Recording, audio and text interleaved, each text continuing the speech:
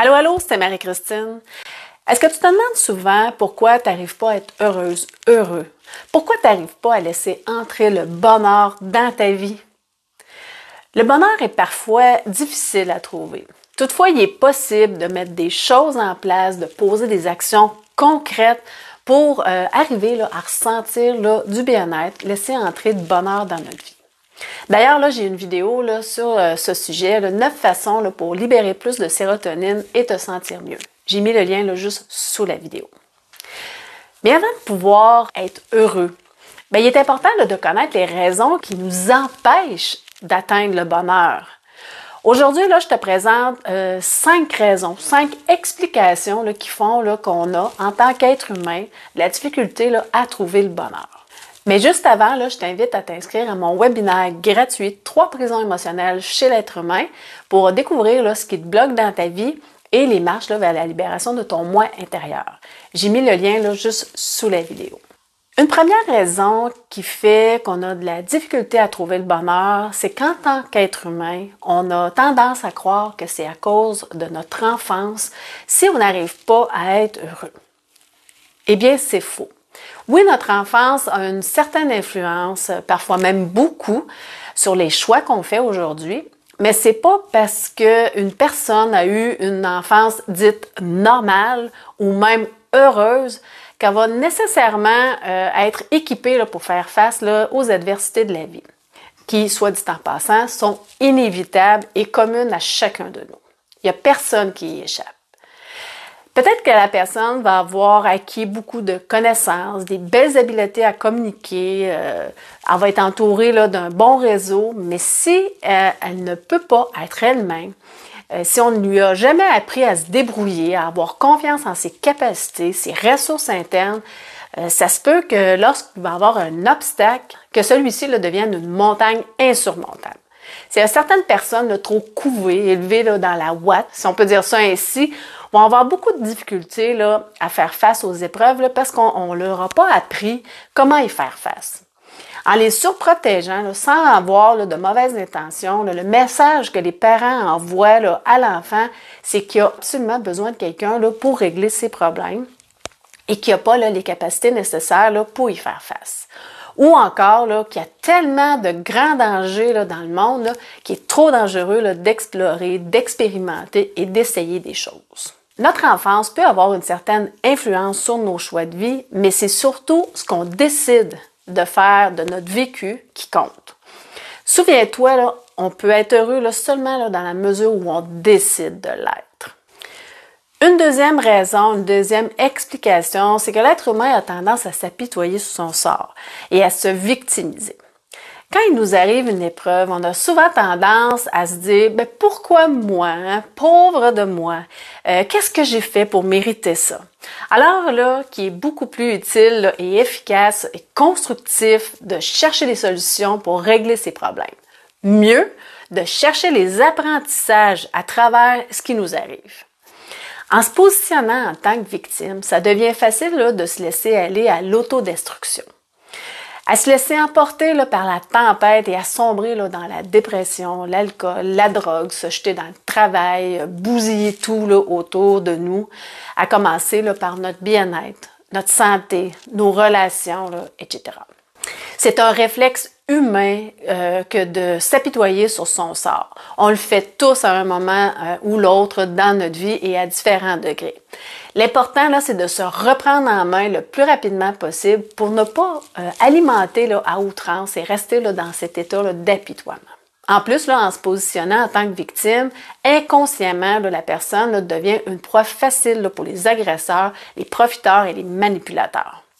Le jour où cette personne-là arrête de se positionner en tant que victime, son cerveau pense, réfléchit différemment, son état intérieur change, ainsi que ses comportements, son attitude et tout autour de elle se transforme.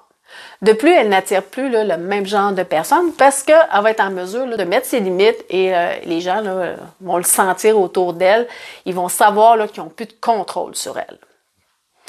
Une troisième raison, c'est que l'être humain a la fâcheuse manie de se déresponsabiliser par rapport à ses choix, ses comportements. Par exemple, j'entends souvent dire là, ben là, c'est pas de ma faute si je consomme, mes parents me maltraitaient, j'ai eu une enfance malheureuse, etc. C'est pas de ma faute si je lui crie dessus, c'est lui ou elle qui a commencé. C'est pas de ma faute si. C'est à cause de. Je l'ai entendu tellement souvent. C'est certain qu'il est plus facile de mettre le blâme sur l'autre que d'assumer la pleine responsabilité de ses choix. Certes, on ne choisit pas dans quelle famille on est, pas consciemment du moins. Par contre, on peut décider de ce qu'on veut faire de sa vie, même si on n'a pas eu les meilleurs modèles familiaux. Il y a tellement d'autres modèles qu'on peut suivre, qu'on peut décider de suivre et de modéliser. Se responsabiliser, ça signifie pas qu'on doive se blâmer. Ça signifie seulement que c'est nous, la plupart du temps, involontairement et inconsciemment, qui nous faisons souffrir. C'est nous qui se faisons souffrir. Puis à partir du moment où on prend conscience, on comprend qu'on est responsable de notre malheur, bien, il devient plus facile de prendre la responsabilité là, de notre bonheur. Il devient plus facile de comprendre que c'est à nous de se prendre en main, de poser des actions concrètes pour changer des choses dans notre vie, particulièrement là, dans notre façon de penser, mais aussi là, en prenant là, des décisions et en passant à l'action pour faire croître notre bonheur. Une quatrième raison, une quatrième explication, c'est qu'en fait, les gens n'ont pas conscience de toutes leurs ressources internes, leur potentiel et le pouvoir qu'ils ont sur leur vie. La plupart des gens là, n'ont pas conscience là, des choix, des actions qu'ils peuvent poser parce qu'ils ont la croyance qu'ils sont condamnés à suivre là, ce qu'on leur dit de faire ou encore là, qu'ils ne peuvent pas faire ou telle chose là, parce qu'ils n'ont pas su là, se défaire là, des croyances limitantes là, qu'on leur a imposées là, dans le passé et même dans leur vie présente. Moi-même, là, ça m'a pris beaucoup de temps avant de comprendre comment je pouvais là, transformer ma vie là, juste en modifiant là, ma façon de penser, mes perceptions, mes croyances, etc. Toutefois, ça demande quand même du courage hein, pour se regarder en face, se remettre en question. Ça prend du temps, de la persévérance, d'affronter là, ses peurs, là, etc. Un enfant est dépendant de son environnement parce qu'il n'a pas la capacité nécessaire là, pour être autonome. Il a besoin d'un adulte pour le nourrir, l'habiller, etc. Mais rendu adulte, il en est tout autrement. C'est à nous qu'incombe la responsabilité de se défaire de nos croyances complètement là, erronées, désuètes ou irréalistes et de les remplacer là, par des croyances là, qui représentent là, davantage là, la réalité ou tout simplement une nouvelle réalité. Et je dis pas que ça se fait du jour au lendemain, loin de là, mais en sachant là, comment s'y prendre avec du travail, du temps, de la persévérance, bien, c'est possible d'y arriver. Quand tu vas prendre conscience de l'immense potentiel que tu possèdes en toi, tu vas être surpris de ce que tu vas découvrir.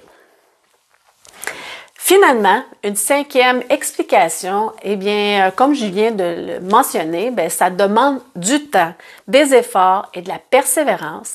Et beaucoup de gens ne sont pas prêts à consacrer ce temps et ces efforts-là pour prendre soin là, de ces blessures, faire le deuil avec le passé, se défaire de ces croyances limitantes pour aller là, vers le chemin du bonheur. D'autant plus que plus ces croyances-là sont ancrées depuis longtemps, bien, plus il est difficile là, de s'en défaire. Par contre, si on travaille fort et qu'on est persévérant, bien, à moyen et à long terme, c'est tellement plus là, avantageux.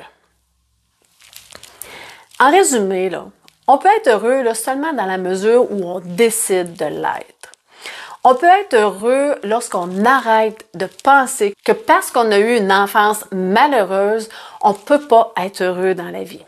Qu'on arrête de s'apitoyer sur son sort et qu'on se positionne en tant que victime.